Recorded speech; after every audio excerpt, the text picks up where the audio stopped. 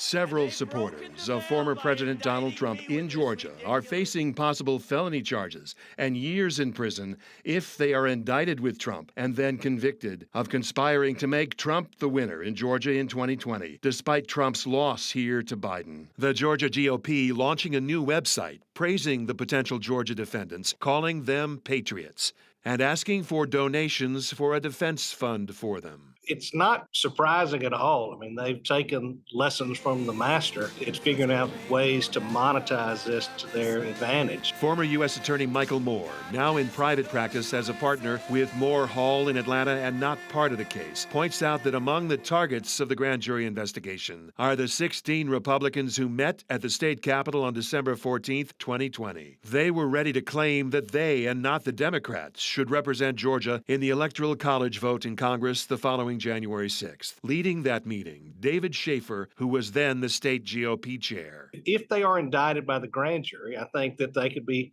part of a larger RICO case about whether or not there was a broad effort to overthrow the election, and were they part of that? Fake electors are being prosecuted and investigated in other states, and so I think that would sort of follow suit here. Although 8 of the 16 so-called alternate electors in Georgia may have already accepted immunity in exchange for their testimony. Rather than risk spending some time in a state hotel wearing an orange bathrobe, that they're going to rather cooperate and talk about what really happened that day. It's not known yet which of the targets of the Fulton County investigation may testify against the others, and which of them are going to need the defense fund that the Georgia GOP is trying to raise now.